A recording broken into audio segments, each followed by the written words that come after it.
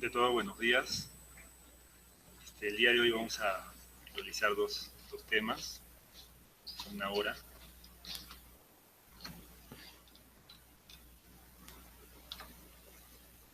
El primero de ellos se trata de enfermedad cerebrovascular, un tema sumamente importante, ya que es una de las primeras causas de mortalidad y de discapacidad a nivel mundial. Apenas el Perú ya está entre la segunda y tercera causa de mortalidad nacional. En algunos países del extranjero ya es la primera causa de mortalidad y de discapacidad de que hablamos. Es importante hacer un diagnóstico clínico en primer lugar y obviamente ayudarnos de las neuroimágenes. En este caso tenemos la tomografía, que es muy útil por la rapidez, la sencillez y la factibilidad que tenemos de encontrarla en cualquier hospital. Y posteriormente otros estudios como resonancia, perfusión, difusión, que son muy útiles, como ya les voy a comentar más adelante. Primero definamos qué es la enfermedad cerebrovascular. Son trastornos cerebrales causados por la interrupción del flujo sanguíneo cerebral de forma transitoria, como un ataque isquémico transitorio, o permanente, ya como un infarto definido y establecido. Se debe debido a la ruptura de un vaso o que éste es obstruido por un coágulo, interrumpiendo el aporte de oxígeno y nutrientes, causando daño del parénquima cerebral. El término stroke o ictus incluye el infarto cerebral, la hemorragia cerebral y la hemorragia subaracnoidea. Empecemos con el stroke isquémico, que es lo que más común vemos en el hospital. Se trata de una disfunción cerebral focal, medular o monocular debido a trombosis o embolia arterial asociada a enfermedad vascular, cardíaca o hematológica, que es causada por una reducción en el aporte sanguíneo a la microcirculación cerebral, provocando una alteración transitoria o definitiva del funcionamiento de una o varias partes del encéfalo. Acá les he puesto unos gráficos para que más o menos veamos las principales causas de este estado isquémico, ¿no? La aterotrombosis, la formación de la placa, o la embolia a nivel cardíaco. Esta embolia puede ser no solo cardíaca, sino a nivel de venas de miembros inferiores, venas pulmonares. Es importante para ver la neuroimagen, para definir la neuroimagen, saber los territorios que estas arterias del cerebro irrigan. Porque no solo se trata de definir si es un infarto, si es una hemorragia, se trata de definir en qué lugar, qué arteria está produciendo este proceso y cuál es la causa subyacente, para así tratar la enfermedad.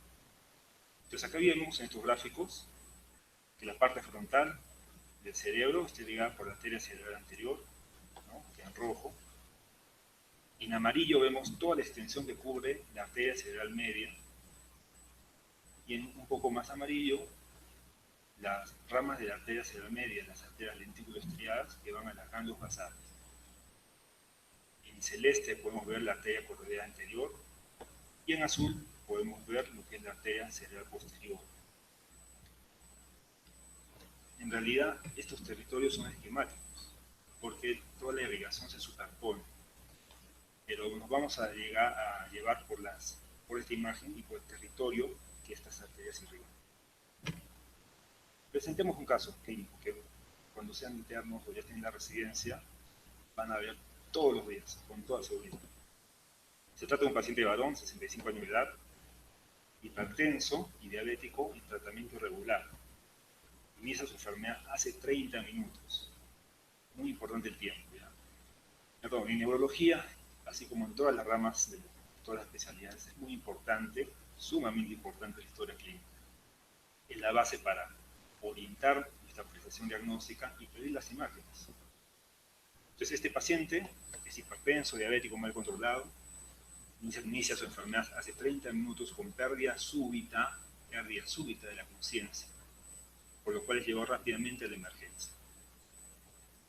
En la emergencia encontramos una presión moderadamente alta, 150-90, frecuencia cardíaca 110, ruidos cardíacos arrítmicos con pulso diferencial. Al examen neurológico ya encontramos al paciente que estaba despierto, pero tiene una fascia global, ¿no? Expresiva y de compresión, oculocefalogiria a la izquierda, y una hemiparesia facio-brachio-crural derecha, con hipertonía, hiperrefléxica, sin violencia.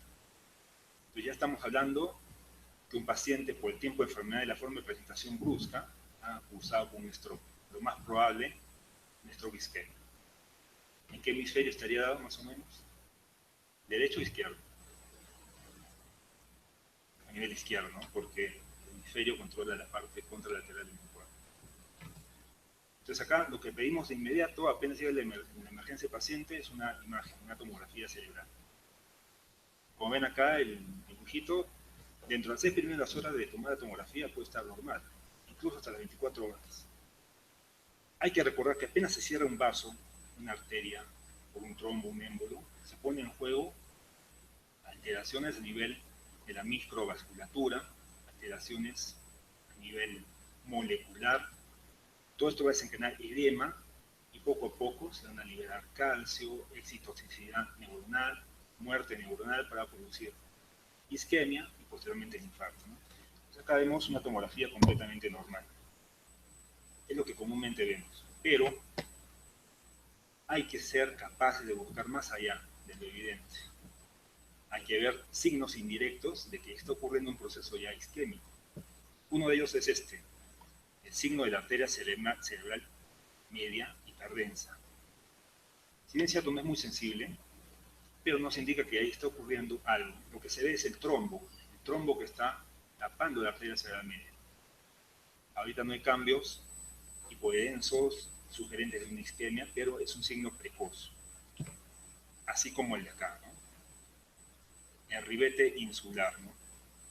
Ven a nivel de la ínsula, esta hipodensidad que ya se va marcando, es muy definida, se van borrando los surcos, siempre comparando un lado con el otro. Acá se ven los surcos, acá ya se está borrando, implica que hay un proceso que está empezando, iniciando, y nuevamente acá el signo de la arteria cerebral media hiperdensa. Nuevamente los signos precoces, arteria cerebral media hiperdensa, el signo de ribete insular, acá nuevamente el signo de ribete insular, que es esta hipodensidad media alargada, y acá ya vemos cómo se nota la hipodensidad bien marcada en el territorio de la arteria cerebral media. Es importante definir también que el tiempo en un paciente con un infarto cerebral es sumamente importante. Es preciso, mientras más rápido se haga todo, llegar al diagnóstico y a iniciar el tratamiento. Porque el paciente que llega a la emergencia, dentro de las 3 primeras horas, incluso hasta las 4.5 horas y media, 4.5 horas, tenemos la capacidad de iniciar un tratamiento trombolítico, que puede reperfundir nuevamente esta arteria y revertir estos síntomas. Pero si llega después de esta ventana terapéutica, también tenemos otras opciones terapéuticas. Les presento este caso, un paciente varón de 65 años de edad, también hipertenso y diabético, que hace 6 horas pierde súbitamente la conciencia, también estadio de emergencia. Acá le encontramos nuevamente la misma presión, frecuencia cardíaca 110, ruidos cardíacos rítmicos. Y el examen está despierto, con una fascia global, ocluscefalogía de la izquierda y hiperesia faciobacrocural derecha hipertónica y hiperléxica con signo de lo típico encontrar en un paciente con un stroke. Nuevamente la imagen cerebral, pero ya por las 6 horas que han pasado ya es muy probable que encontremos esta hipodensidad, ¿no? A nivel de ganglios basales, el territorio de la arteria cerebral media, las arterias lenticulostriadas. Como ya han pasado 6 horas y ya no podemos iniciar tratamiento trombolítico con anteplaza, tenemos que empezar en otra cosa, en trombectomía mecánica, de inmediato. Lamentablemente acá en el Perú todavía no se hace la trombectomía mecánica, pero creo que en los próximos años se va a iniciar eso. Entonces, ya tenemos la imagen anterior de la tomografía, la hipodensidad, pero queremos saber realmente si hay tejido recuperable. Para eso nos ayudamos la resonancia magnética. En la resonancia magnética vemos la secuencia T2, donde si hay hiperintensidad, nos indica que este proceso isquémico ya tiene más de 6 horas. Acá aparentemente no se ve una hiperintensidad muy marcada, ¿no? Algo acá, pero no es muy marcado. Acá en la fase de difusión, todo lo que brilla, todo lo que restringe en difusión es un proceso isquémico, en este caso. Vemos, mire toda la área, ¿no?, que está hiperintensa, territorio de la arteria cerebral media. Y en mapa ADC, lo opuesto, ¿no? Si en difusión brilla, pues en ADC va a ser hipointenso. Entonces, esta resonancia nos ayuda para determinar que realmente el tiempo de inicio de los síntomas es menos 6 horas. ¿Por qué? Porque en T2 no está muy hiperintensa la ADC. Pero queremos ir más allá. Queremos ver realmente si aplicando un tratamiento trombolítico intraarterial o la trombectomía mecánica vamos a recuperar el cerebro y así el paciente va a recuperar los síntomas. Para ello, nuevamente pedimos la fase de difusión, ¿no?, y la fase de perfusión. Esto es lo que se llama el mismatch, es la discordancia entre la perfusión. Acá vemos que hay un territorio de la arteria cerebral media, todo este territorio está hipoperfundido porque hay una obstrucción en la arteria cerebral media, pero en la difusión vemos que ya a nivel de ganglios basales ya hay una isquemia. Isquemia se define como un flujo sanguíneo cerebral menos de 10 gramos por 100, menos de 10 mililitros por 100 gramos de cerebro. Y hay isquemia en esa zona. Pero esta zona tiene mayor flujo, mayor a 10 gramos por cerebro. Entonces, hay una discordancia entre toda esta zona que está hipoperfundida, pero aún perfundida, de este núcleo ya necrótico. Entonces, esta es la importancia de aplicar la difusión con perfusión y lo que se denomina mismatch. Vemos que toda esta área, si bien es cierto, está hipoperfundida y esta zona ya está necrótica, si la reperfundamos ya está muy alta, pero tenemos todo el tejido aún recuperable. Para ello, para recuperarlo podemos hacer la trombolisis intraarterial o la trombectomía mecánica. Pero aún así, tenemos que definir realmente si el vaso de la arteria cerebral media está obstruida. Entonces hacemos una angiotomografía. Acá vemos el territorio del círculo de Willis, arteria cerebral anterior, arteria cerebral medias, y vemos acá un stop. Siempre hay que comparar, en imágenes hay que comparar siempre un lado con el otro. Acá vemos la arteria cerebral media derecha, completa, pero acá en la arteria cerebral media vemos un stop, ¿no? Está ocurriendo algo ahí, algo ha pasado que está obstruyendo el flujo sanguíneo hacia el resto del cerebro. Acá en otra incidencia coronal vemos el stop de la arteria cerebral media. Acá hay una obstrucción de la arteria cerebral media.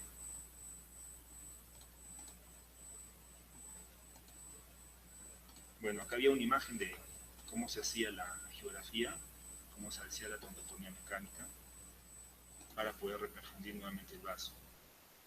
Como digo, este procedimiento aún no se hace acá en el Perú, pero esperemos que pronto se haga, ¿no? Porque de esta forma ampliamos la ventana terapéutica del paciente. Un paciente que ya haya con infarto, más allá de las 4 horas y media, hasta las 6 horas, que ya no es candidato a trombolisis intraarterial o intravenosa, pues se va a beneficiar con este procedimiento, ¿no?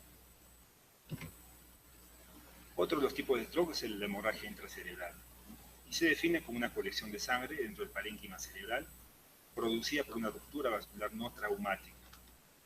Este sangrado puede abrirse al sistema ventricular, produciendo hemorragia intraventricular secundaria o al espacio subaracnoideo. Acá vemos los puntos más frecuentes de hemorragia a nivel lobular frontal, a nivel de también ganglios de la base. Generalmente estos son de tipo hipertensivo, pacientes con hipertensión no controlada y que súbitamente debuta con ese stroke hemorrágico. Pero también a nivel pontobulbar o a nivel cerebeloso. Son las zonas más frecuentes de hemorragia. Nuevamente el caso clínico: mujer de 65 años de edad, hipertensa, sin tratamiento, hace 2 horas presenta pérdida de conciencia. Al despertar presenta cefalea. Un dato muy característico que nos diferencia del stroke isquémico, ¿no? La cefalea es un dato clínico que nos hace pensar que puede haber una hemorragia y no una isquemia. Afasia expresiva y monoparesia, o sea, dificultad para movilizar el miembro superior derecho. Y al examen le encontramos que está despierta, afásica, tiene isocoria fotoreactiva y una hemiplegia facio-bracteocular. Si bien es cierto, empezó con una monoparesia, pero ya después de horas, al día del examen, vemos que todo el hemicuerpo está comprometido. Esta forma de progresión de los síntomas en unas horas nos hace pensar también que se trata de un stroke hemorrágico. Hay signo de Babinski por retención de la primera neurona y no hay rigidez de nuca. Entonces, nuevamente la tomografía, por la rapidez, sencillez, pedimos de inmediato. Y acá vemos toda esta zona hiperdensa a nivel del lóbulo frontal, que corresponde a un sangrado. Acá a nivel de ganglios basales, nuevamente un sangrado más pequeño. A nivel de tronco, nuevamente un sangrado, y en cerebelo, sangrado. Son zonas muy frecuentes de sangrado, ¿no? Depende mucho dónde está localizada la lesión, porque de ahí podemos definir o deducir o tratar de orientar el diagnóstico hacia por qué está ocurriendo esto. Si es un aneurisma, una malformación, un proceso hipertensivo, un proceso de anomalía venosa o un tumor. Depende de la localización para pensar dónde está la lesión y qué la está produciendo. La hemorragia subaracnoidea es la extravasación de sangre al espacio subaracnoideo debido a una ruptura del vaso intracraneal o secundaria a una hemorragia cerebral, parenquimatosa o a un traumatismo cráneoencefálico. Entonces, esta puede ser dividida en hemorragia subaracnoidea traumática, un accidente de tránsito, o una hemorragia subaracnoidea espontánea, lo que más común vemos. Pero esa puede ser de varios tipos. No todo es aneurisma, ¿no? Como acá dice, un 85% es de causa aneurismática, pero un 15% es de causa no aneurismática. Y es muy importante saber que existe esto, porque siempre que hay una hemorragia subaracnoidea, tendemos a relacionarla con aneurisma. Y si en la angiotomografía o en la angiografía no vemos aneurisma, pues dudamos del diagnóstico a veces, ¿no? Pero en realidad sí existe esta no aneurismática en un 15%. Nuevamente el caso clínico, ¿no? Una paciente mujer, porque es más frecuente en mujeres los aneurismas, las malformaciones. 22 años de edad, mide la edad. Cambio en el stroke isquémico, ¿no? Y en el stroke hemorrágico por hemorragia intracerebral, hablamos de gente adulta, mayor de 60 años, 70 años, que ya tiene una comorbilidad con hipertensión, diabetes más controlada, aunque también se da en pacientes más jóvenes. Pero la hemorragia subaracnoidea es en edad mucho menor, ¿no? 22 años. Cualquiera de nosotros nos puede dar un aneurisma y ocurrir una hemorragia subaracnoidea. Entonces inicia de forma súbita. Nuevamente, el término súbito, para hablar de stroke, la clave clínica es que inician los síntomas de forma súbita. ¿Ya? Y en el caso de hemorragia subaracnoidea, inicia de forma súbita con cefalea holocraniana. Es una cefalea muy, pero muy intensa. Se dice que es la más fuerte que ha tenido el paciente y que asocia náuseas, vómitos explosivos, ¿no? No siempre se presenta clínicamente con estas características, pero para hablar de forma didáctica y presentar el caso es lo más frecuente también, ¿no? Al examen le montamos a la paciente, ya está soporosa, tiene isocoria fotoreactiva, al estímulo doloroso por el sopor, no retira el miembro inferior izquierdo y hay rigidez de nuca. Dato importante al examen clínico. Nuevamente, la tomografía es lo que nos ayuda de inmediato.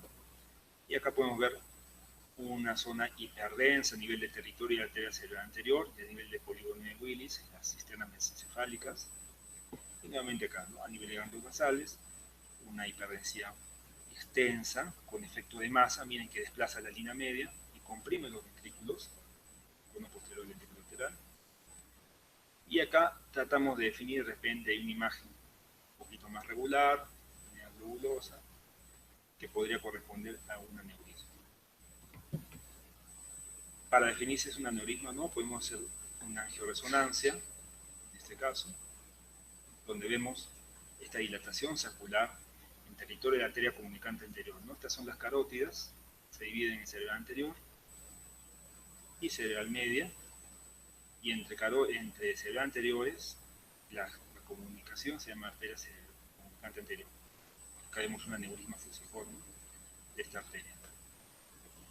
Y acá vemos la angiografía, ¿no? Nuevamente, con pico de contraste, y a nivel de la arteria comunicante anterior vemos esta dilatación saccular. En este caso he puesto esta imagen porque vemos esta lesión, donde se nota que hay una malformación arteriovenosa, que también es causa muy importante de sangrado aneurismático en la hemorragia subaracnoidea. Es importante definir que si bien es cierto la angiografía o la angiotomografía nos ayuda a detectar los aneurismas, no es muy sensible. El estudio ideal es la angiografía. Y si es realizada a 4 vasos, pues nos da una certeza casi del 100% de que hay aneurisma o no hay. Otro casito, paciente varón de 50 años de edad, hipertenso y diabético, tabaquismo, quien luego de levantar peso, hacer una maniobra de Valsalva, nuevamente de forma súbita, presenta cefalea holocraniana muy intensa, asociada a náuseas, pero sin compromiso de conciencia. El paciente está despierto, tolera la cefalea, el examen está quejumbroso por la cefalea que es muy intensa, responde al interrogatorio, está orientado, hay escoria fotoreactiva, moviliza las cuatro extremidades sin déficit motor, no rigidez nunca. Entonces, por la forma de presentación súbita, por la cefalea que sí tiene el paciente y los antecedentes, hipertensión, diabetes, tabaquismo, nos obliga también a descartar que hay un proceso isquémico o hemorrágico a nivel cerebral. Nuevamente pedimos la tomografía, pero ya no vemos la imagen característica del aneurisma, de la hemorragia subaracnoidea por aneurisma. Acá vemos solo una hiperdensidad a nivel perimesencefálico. Y solo eso, no hay a nivel de surcos, no hay a nivel de las otras cisternas, solo a nivel perimesencefálico, ¿no? Por delante de la protuberancia. Cuando vemos esta imagen, ya la imagen de aneurisma se nos va, y por los antecedentes del paciente y por la del paciente, nos hace pensar que estamos hablando de una hemorragia subaracnoidea perimesencefálica. Esta, por lo general, no se ve aneurisma, como le dije, sino alteraciones a nivel del drenaje venoso. Hay ruptura de estas venitas pequeñas y ocurre este sangrado. Obviamente, a este nivel es una zona muy importante, donde va a ser hipertensión ucraniana, y se va a manifestar rápidamente con cefalea, náuseas y vómitos o edema hepático. Otro caso, paciente de 65 años de edad, mayor también, hace 30 minutos presenta de forma brusca cefalea parietal derecha, intensa, seguida de afase de expresión, y sus familiares lo llevan a la emergencia. Refiere que hace un mes, este dato es muy importante, presenta nuevamente de forma brusca cefalea intensa, con movimientos tónicos clónicos del miembro superior derecho de 2 minutos de duración. Al examen el paciente está quejumbroso, pero responde el interrogatorio y no focaliza. No hay rigidez de nuca. La imagen nuevamente de la tomografía, pero ya vemos estas hiperdensidades a nivel de los surcos, ¿no? De la convexidad. Entonces, se ha definido este caso como una hemorragia subaracnoidea de la convexidad. Tampoco está asociada a aneurismas o a malformaciones. Acá, nuevamente a nivel de los surcos, estas hiperdensidades.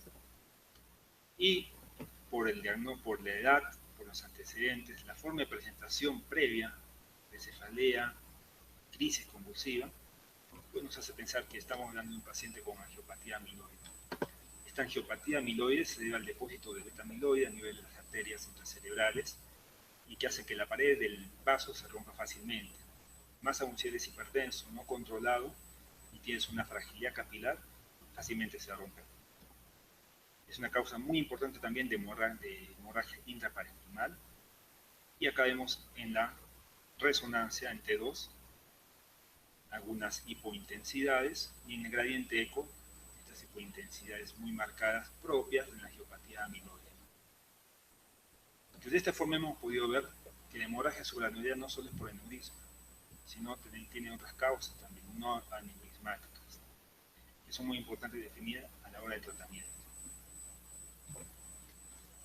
Otra causa de enfermedad cerebrovascular es la trombosis venosa cerebral.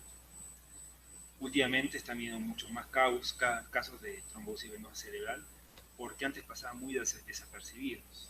No teníamos la capacidad, digamos, solo con la tomografía de detectar estas lesiones, o a veces el neurólogo no la pensaba, ¿no? Que había este proceso subyacente. Así, al igual que hay trombosis a nivel de miembros inferiores, a nivel de venas pulmonares, pues también hay a nivel de las venas cerebrales, ¿no? Hay que pensar siempre de esta trombosis venosa cuando hay signos directos de trombosis, hay un infarto en territorio no arterial. Esa es la clave, creo que esa es la clave para pensar que hay una trombosis venosa subyacente. Como hemos visto en el anterior gráfico, había los territorios irrigados por las arterias, pero esa trombosis no respeta estos territorios, porque son venas que tienen otros territorios. Entonces, un infarto en territorio no arterial, si es bilateral o hemorrágico. Cuando hay hemorragias lobares, corticales o periféricas, o si existe edema cortical. Entonces, acá vemos las venas del sistema venocerebral y los territorios que recogen la sangre, que drenan estos territorios. Principalmente acá vemos el seno sagital superior, seno sagital transverso, el sigmoideo, que van a drenar a la vena yugular, ¿no? Y estos son los territorios venosos. Nuevamente un casito clínico. Se trata de una paciente de 16 años de edad, gestante. La gestación es un estado protrombótico, pero que además tiene un síndrome antifosfolípico. Inicia su enfermedad hace 5 horas presentando de forma brusca cefalea. Es la trombosis venosa también, como ocurre hemorragia o ocurre también infarto, pero debuta también con cefalea. De moderada a severa intensidad, náuseas y vómitos por la hipertensión endocraniana que hace, y hemiparesia braquiocular derecha. Al examen se encuentra despierta, su core fotoreactiva, y una hemiparesia braquiocular hipertónica, hiperreflexica, con signo de Babinski, no rigidez nuca. Por la clínica y el examen físico nos obliga a descartar que no hay un proceso isquémico o hemorrágico a nivel cerebral. Entonces, cuando se nos presenta una paciente con estos síntomas y esta exploración física, nos encontramos con esta tomografía. Aparentemente no había ningún infarto, no había hemorragia, pero era evidente que la paciente tenía una enfermedad focalizante, tenía un stroke, pero no definíamos bien qué pasaba. Ya posteriormente, con estudios posteriores, hemos visto que hay signos que nos hacen pensar indirectamente o directamente que hay una trombosis venosa cerebral. Y los signos directos de trombosis venosa son los siguientes. El signo de la cuerda. Vemos esta hiperdensidad a nivel de los surcos, que no corresponde a un territorio vascular. Muchas veces no le damos importancia, pero son signos ya directos de que un proceso trombótico a nivel venoso cerebral. El signo de delta vacío. Normalmente se ve esta hipodensidad a nivel del delta, que normalmente se debe a un coágulo presente. Y también hiperdensidad a nivel de los senos transversos o estas hiperdensidades a nivel del tentómero. Entonces son signos directos que nos hacen pensar que hay una trombosis venosa cerebral. Y a veces lo que veíamos era esto, ¿no? Hemorragias lobares, pero en espejo, en ambos lados. Entonces, pensar de que había ahí una hemorragia intracerebral, pero en ambos lados, pues, un poco raro, ¿no? Pero sí es una forma de presentación habitual de la trombosis venosa cerebral. Acá vemos la tomografía, donde hiperdensidades hacen edema, y además en la resonancia entre uno vemos esta intensidad con un poco necrótico, en ecogradiente esta hipointensidad muy evidente, y en la angiografía en fase venosa o la venoresonancia vemos que el seno sagital superior a nivel de la parte anterior está ausente, lo cual nos implica que hay un trombo obstruyendo el drenaje venoso. Es muy importante también destacar que pacientes con trombosis venosa cerebral hay que buscar asiduamente la causa subyacente. Puede ser desde un proceso autoinmune que curse con trombosis, como un lupus eritematoso, un síndrome fosfolipídico, una diabetes, un cáncer oculto, ¿no? Estados protrombóticos que nos hacen desarrollar esta trombosis. Nuevamente acá, ¿no? Muchas veces nos encontramos de la duda, no encontramos nada en la tomografía, pedíamos una resonancia magnética. Acá vemos esta hiperintensidad, que no correspondía a un territorio vascular bien definido, pero que en la fase de difusión se vemos que restringía, ¿no? Aparecía brillante. Y recordando, ¿no? Un infarto, un territorio no vascular, y si tomamos en cuenta la historia clínica y los factores de riesgo del paciente, ha de hacernos pensar que está ocurriendo una trombosis venosa. Es así que vemos en esta secuencia de una resonancia la ausencia total del seno transverso, ¿no? Y del seno sigmoideo que van a drenar hacia la vena yugular. Entonces el tratamiento en este caso, a pesar de que pueda debutar con sangrados, estas trombosis se tratan con anticoagulación. Muy bien, entonces este es más o menos el espectro que abarcamos en el stroke. ya sea de causa isquémica, causa hemorrágica. Destacar la importancia de la tomografía como un examen de urgencia, que es rápido, sencillo y que nos aporta bastante información. Como les dije, en el caso de estudio isquémico, se usan otras técnicas como resonancia, difusión, ADC, perfusión, para poder así ver qué tejido cerebral está todavía con la capacidad de recuperarlo con la trombolisis interarterial o intravenosa o la trombectomía mecánica, ¿no? Lo cual va a repercutir en el pronóstico del paciente. ¿Alguna duda, alguna pregunta?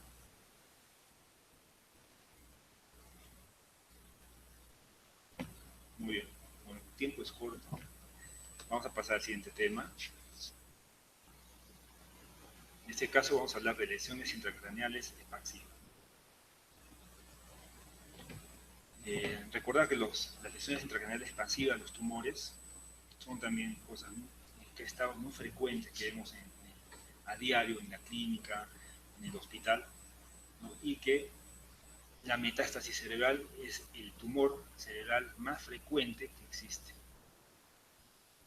Y de diagnosticar una metástasis cerebral, pues nos va a ayudar bastante la clínica, ¿no? Obviamente, si el paciente está cursando con una neoplasia ya subyacente y empieza de un momento a otro a hacer cefaleas, signos de hipertensión craneana o a focalizar, pues la primera impresión diagnóstica es una metástasis cerebral. Que de repente al diagnóstico imagenológico no es tan fácil definir si es una metástasis cerebral, pero clínicamente nos aporta bastante. El reto más bien se debe a diagnosticar a una tumoración primaria, ¿no? Un foco primario, que como vamos a ver más adelante, se debe a estas tumoraciones primarias a una proliferación anormal de las células del cerebro, ¿no? Ya a nivel de la astroglia, la microglia o las membranas que cubren al cerebro.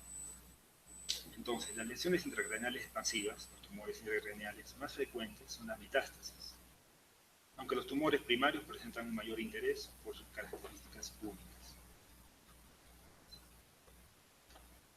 Topográficamente, estos tumores se pueden clasificar en intraaxiales, es decir, los que asientan en el parénquima cerebral propio, o extraaxiales, que están localizados a nivel de las membranas, ¿no? Las meninges, básicamente.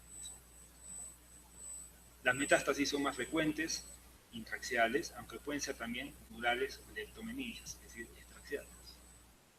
Y entre los tumores primarios más frecuentes tenemos meningiomas, neurinomas, y que son a nivel extraaxial los más frecuentes y habitualmente benignos.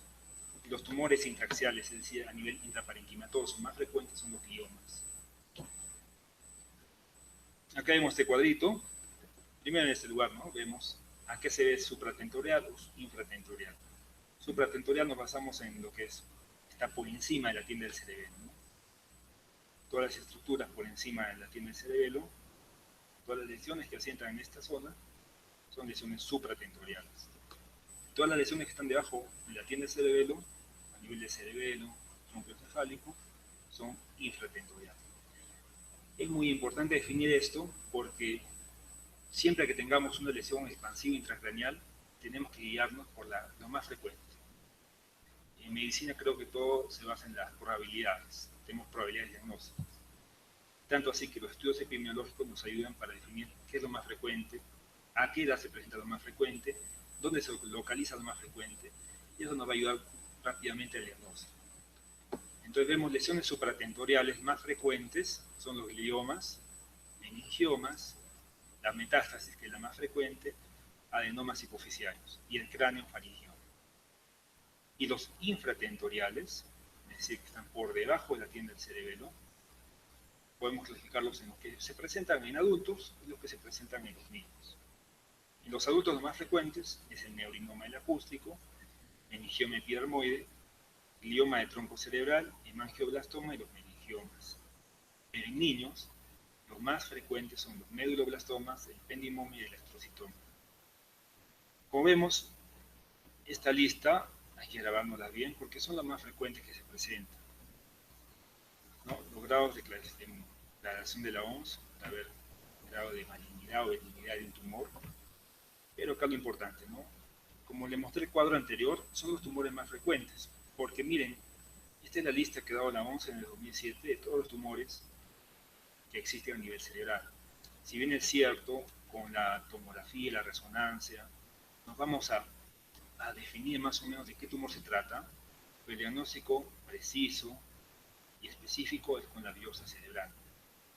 Porque miren todas las variantes de tumores que hay, desde tumores de tejido neuroepitelial, astrocíticos, gliomas, oligodendrogliales, oligoastrocíticos. La lista es realmente enorme, ¿no? Definir si se trata de uno de ellos con imagen, pues va a ser imposible. El diagnóstico definitivo es con la biopsia cerebral. Entonces, como ven, la lista de tumores es muy grande. Para eso nos basamos de lo más frecuente que existe, lo más frecuente que se presenta, ver si es infratentorial y supratentorial o infratentorial, y si es un paciente adulto o es un niño. Entonces, por la frecuencia de presentación de estos síntomas es que vamos a orientar el diagnóstico. La tomografía nos ayuda bastante, como les dije, es un estudio rápido, sencillo, factible y rápidamente se puede realizar.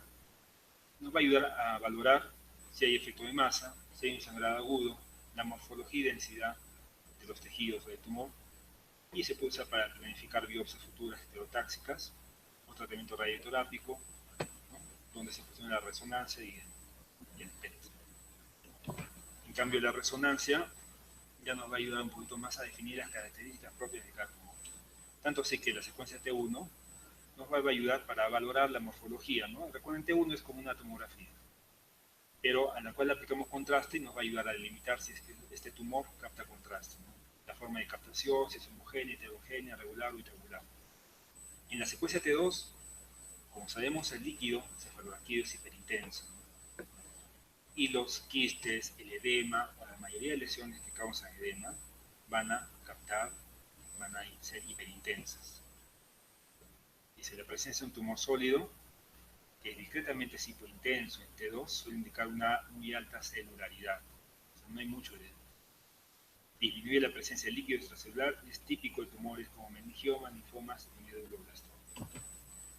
T2-FLAIR nos ayuda para poder delimitar el tumor, nos ayuda a quitar lo que es el edema y nos pone la imagen de captación líquida, ¿no?, del tumor.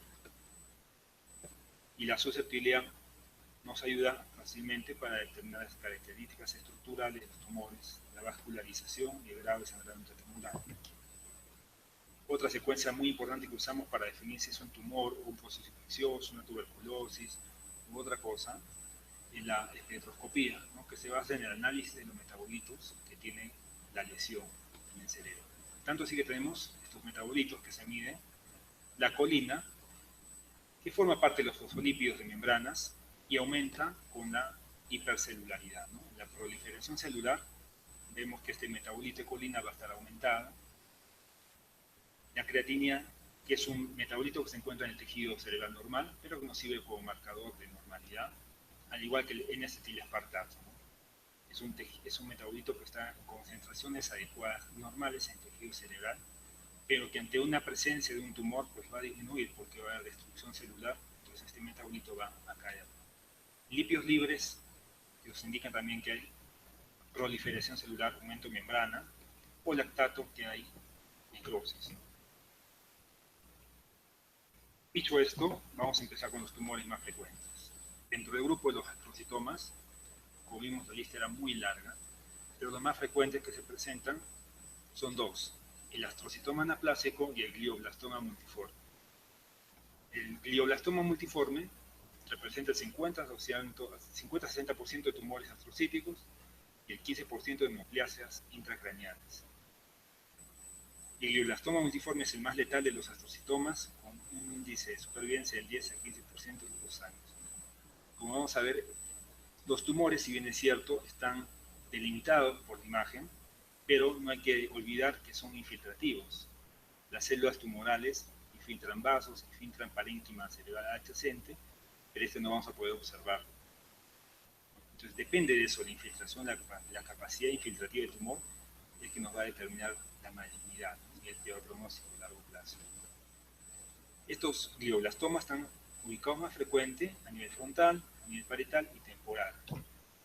Entonces lo que vamos a ver en la tomografía es esta lesión hipodensa, media quística, con edema de tipo vasogénico por la proliferación vascular que hay, que vemos va a desplazar la línea media, va a comprimir los ventrículos por el edema más que todo, y que la aplicación de contraste vamos a ver una captación algo homogénea, pero de bordes irregulares, ¿no?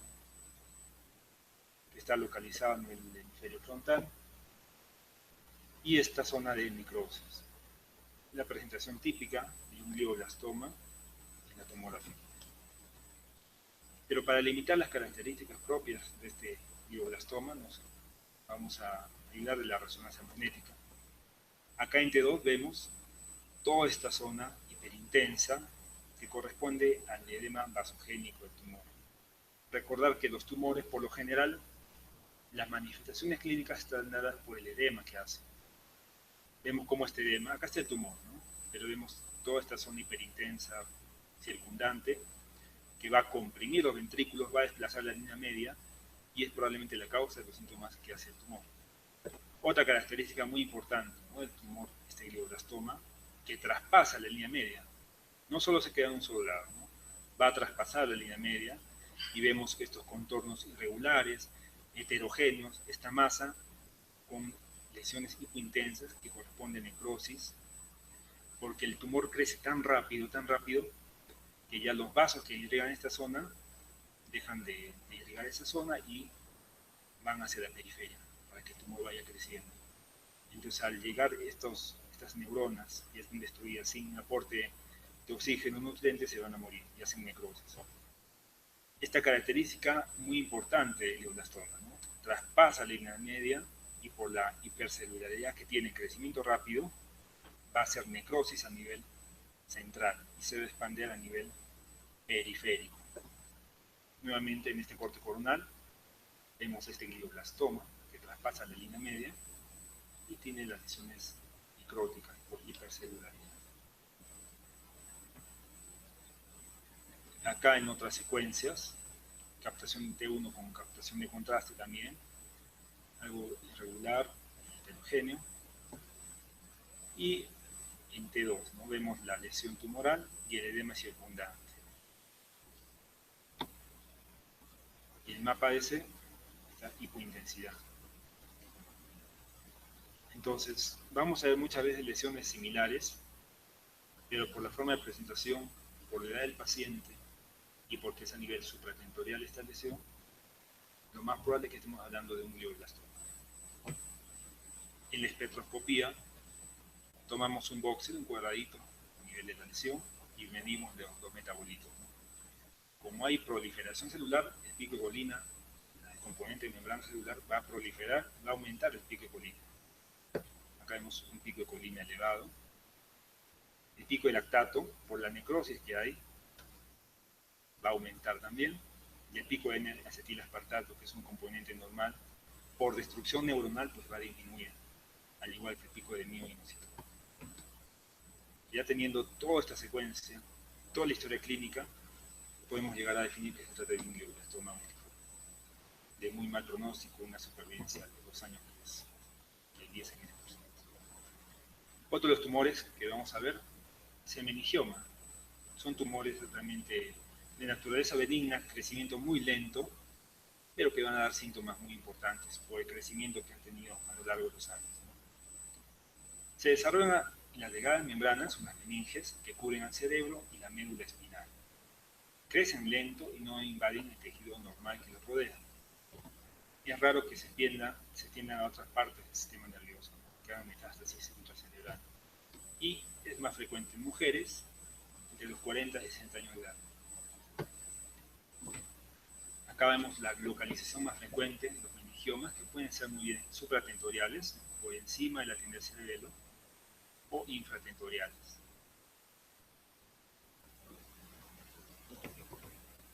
Acá vemos una imagen típica de meningioma.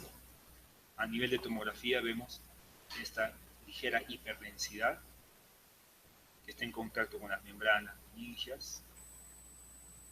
que está asociado a edema vasogénico por la proliferación celular y vascular, y que muchas veces es la causante de los síntomas. Tenemos lesión hiperdensa, que está desplazando, comprimiendo el ventrículo y desplazando la línea media. Acá nuevamente, con contraste, vemos que el meningioma, como característica propia, es que también hay microcalcificaciones a nivel intralesional. Y acá nuevamente con contraste, la captación de contraste es homogénea, es regular, con bordes algo definidos, y el efecto de masa del meningioma.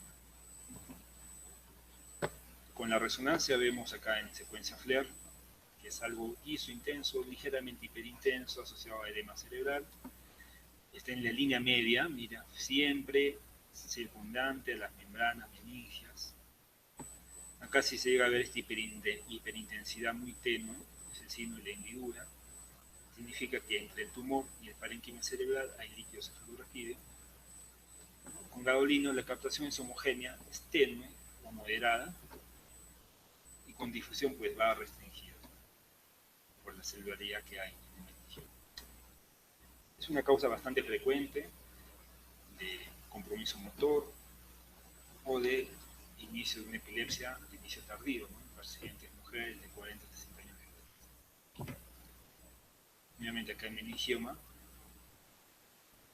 ya a nivel de localización infratentorial, nuevamente acá, y acá con la espectroscopía vemos una disminución del pico del N-acetil-aspartato, hasta acá, y aumento del pico de colina. Si bien es cierto, en la espectroscopía no nos ayuda a diferenciar entre qué tumor es, solo nos dice si es tumor o no es tumor, pero nos va a ayudar en caso de que tengamos duda frente a un proceso que no sea tumoral, ¿no? Un proceso infeccioso, por lo general.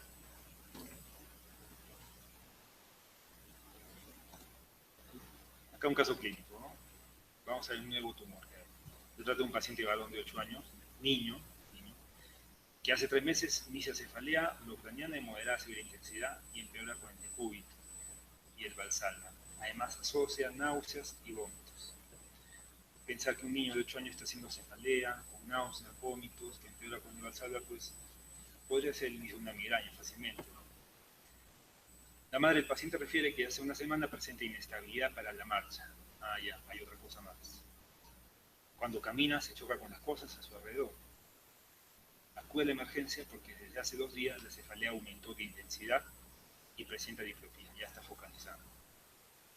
Entonces, ya con estos síntomas de cefalea, náuseas, vómitos, un síndrome de hipertensión intracraniana, inestabilidad para la marcha, ¿no? Aparentemente hay dismetrías, ataxia y diplopía, pues nos hace pensar que está ocurriendo algo, donde localizando el fosa posterior. Si estamos pensando que es un niño y la lesión más frecuente infratentorial en niños es el medulloblastoma, pues hay que ver la imagen. El medulloblastoma es el tumor maligno del sistema nervioso central más frecuente en la edad pediátrica. Ocurre con mayor prevalencia en varones antes de los 10 años, pero también puede presentarse en adultos entre la tercera y la cuarta década de la vida. Acá vemos a nivel infratentorial, ¿no? Esta lesión en fosa posterior, que tiene predilección por algunos de los hemicerebelos. Vemos esta masa homogénea a nivel de cuarto ventrículo, pero que tiene un contenido quístico. Acá en difusión vemos nuevamente que restringe y el quiste no, y en ABC ciclo intenso con esta hiperintensidad quística. Es una imagen típica de un medulloblastoma. Como digo, acá la parte clínica con la imagenológica van de la mano, y la parte epidemiológica pues, nos ayuda bastante a ver qué tipo de tumor estamos presentando. Acá en la espectroscopía, para definir si es una lesión tumoral o es un proceso infeccioso, vemos que hay aumento del pico de colina. Como les dije, colina es un componente en la membrana celular y que va a aumentar cuando hay hipercelularidad. La colina aumenta, pero el pico de N-acetil-aspartato propio del parénquima cerebral pues va a disminuir. Otro tumor, tenemos el ependimoma. Es muy importante destacar este porque es entre la segunda y tercera causa de tumor infratentorial que nos puede hacer dudar el diagnóstico de un medulloblastoma. Es un tumor de crecimiento lento, se origina en células de la pared de los ventrículos cerebrales o del canal ependimario y afecta preferentemente a niños y adultos jóvenes. Se presenta alrededor de los 6 años de edad y prevalencia por igual en ambos sexos. En los niños ocupa el tercer lugar de frecuencia en la fosa posterior después del medulloblastoma y el astrocitoma, glioblastoma. Nuevamente acá, en fosa posterior. En los niños hay que recordar que los tumores más frecuentes son a nivel infratentorial, por debajo de la piel del cerebro. Y acá vemos esta lesión isodensa a nivel del cuarto ventrículo, que a nivel de fosa posterior es de captación heterogénea. No es tan homogénea como el medulloblastoma, entonces esto nos ayuda a diferenciarlo, ¿no? El ependimoma tiene esta captación difusa, es algo heterogéneo, puede haber necrosis, puede haber quistes, pero es difuso y heterogéneo. En cambio, el medulloblastoma, su captación de contraste es más homogénea. Acá vemos dilatación de los ventrículos, porque a nivel del cuarto ventrículo lo comprime y hace una hidrocefalia obstructiva. Hidrocefalia y edema transeptuminal. Es un diagnóstico diferencial muy importante del medulloblastoma en edad pediátrica y el ependimoma. Lo que nos va a ayudar a diferenciarlo del medulloblastoma es esta captación heterogénea, irregular, más difusa, ambos localizados en fosa posterior, a nivel de cuarto ventrículo.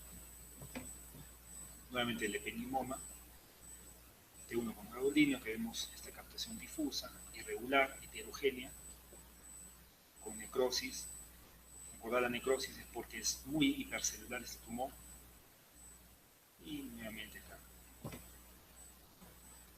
Otro de los tumores más frecuentes también que vamos a ver es el siguiente, ¿no? Un paciente de 50 años de edad que hace 3 meses presenta hipoacusia, tinnitus, vértigo e inestabilidad. Es el neurinoma de la acústica. Normalmente asienta en la rama vestibular del octavo par y se desarrolla a partir de las células de Schwann. ¿Qué vamos a ver acá? En la tomografía, en la resonancia vemos esta lesión a nivel del ángulo pontocerebeloso, hiperdensa acá y hiperintensa en la resonancia, en este caso bilateral. Es una forma de presentación bastante gradual, ¿no? Que le da el tiempo a crecer esta lesión y que va a manifestar síntomas broncoencefálicos. Hipoacusia, a nivel de trigémino va a haber lesión de tipo hipoestesia o puede comprometer otros pares cardíacos. Metástasis cerebral, ¿no? Como dijimos, era el tumor más frecuente a nivel intracerebral y corresponde al 40% de las neoplasias intracerebrales. Más frecuentes a nivel supratentorial, en un 50% es una masa única y en un 50% son múltiples masas. Más frecuentes de los 50 a 70 años de edad. Los tumores que con más frecuencia metastatizan son el tumor de pulmón, tipo microcítico o adenocarcinoma, cáncer de mama, melanoma, cáncer renal, cáncer de colon, incluso cáncer de próstata. Vemos la lesión única, una masa solitaria con captación de contraste en anillo y de centro necrótico, quiste. Recordar que siempre todo el proceso de expansión intracelular hace edema, causante de los síntomas en la mayoría de los casos, captación de contraste en anillo, con edema vasogénico circundante, y que es más frecuente la presentación de estas lesiones a nivel de la unión córtico-subcortical, pero también pueden presentarse a nivel de cerebelo o glándulas de la base. Y por último, vamos a hablar del linfoma del sistema nervioso central. Es una neoplasia hematopoyética, pero que se ha visto bastante frecuente debido a estados de inmunosupresión, ¿no? Debido a trasplantes o a la enfermedad de SIDA. Vamos a ver en la tomografía como una lesión única en la mayoría de los casos. En pacientes inmunodeprimidos suelen ser lesiones múltiples, pero van a estar a nivel de la línea media, con edema moderado, una lesión hiperdensa solitaria, y que con el contraste van a captar contraste de forma homogénea y bien definida. Nuevamente el linfoma, el edema, que capta en T2, con una lesión hipointensa, con una lesión solitaria, hiperintensa, acá en T1, con contraste. Muy bien. ¿Alguna pregunta?